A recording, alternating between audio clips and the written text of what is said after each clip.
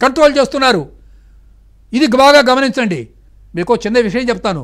ఆ ప్రజ్వల్ నిన్న వచ్చినాయి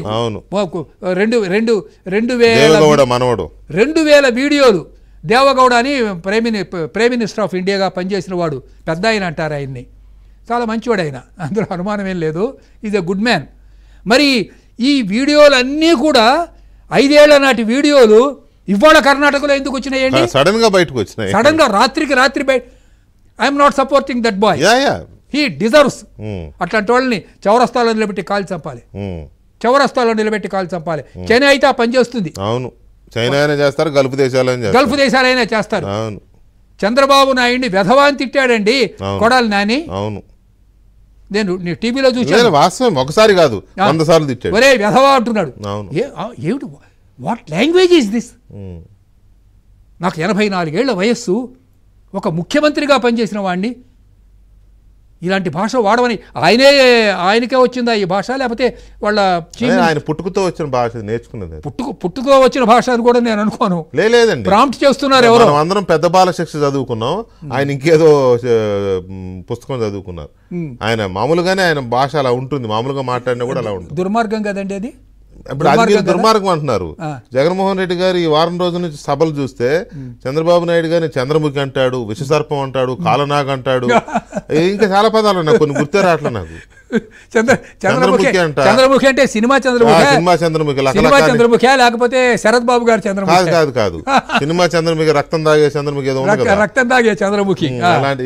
అంటే ఆ రేంజ్ లో ముఖ్యమంత్రి స్థాయిలో ఉన్న వ్యక్తి భాష అలా ఉంటే ఇక మరి మనం ఆ రాష్ట్రంలో మిగతా వాళ్ళు ఎలా ఉంటారు? 14 ఏళ్ళు చీఫ్ మినిస్టర్ గా పనిచేసిన వ్యక్తి, దేశం కోసం సమస్తం తనుమనధన సర్వ పరిత్యాగం చేసిన వ్యక్తి, ఆయన జైలుకు పోవటం నేను జీర్ణించుకోలేకపోతున్నాను వెంకటకృష్ణ గారు. అదంతే, కొన్ని శాపాలు ఉంటాయేమో. సో ఎనీవే, ప్రజలకి ఫైనల్ గా మీరు ఏం చెప్తారు ఈ అనుభవాన్ని, 5 ఏళ్ల అనుభవాన్ని? కవిత మళ్ళీ చదువు కానీ ఒక మాట వాళ్ళకి చెప్పి కవితలోకి వెళదాం. మీరు నేను చెప్పదలుచుకుంది ఏమిటంటే, దయచేసి మీకు 10 రోజులే టైం ఉంది. అవును, 10 రోజులే టైం ఉంది, మళ్ళీ మీకు సమయం లేదు.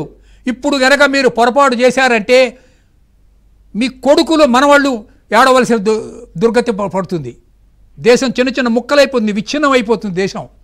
దయచేసి నేను దీన్ని ప్రాపగాండా స్టేజ్గా ఉపయోగించుకుంటున్నాను అని మీరు అనుకోవద్దు. కేంద్రంలో నరేంద్ర మోడీ చేతిని బలపరచండి. ఆయన కనుక ఇంకొక 5 ఏళ్ళు గనక కేంద్రంలో ప్రధానమంత్రిగా కనుక ఉన్నట్లయితే భారతదేశం ఉజ్వల భారత్ అవుతుంది, ప్రపంచానికి విశ్వగురువు అవుతుంది. అలాగే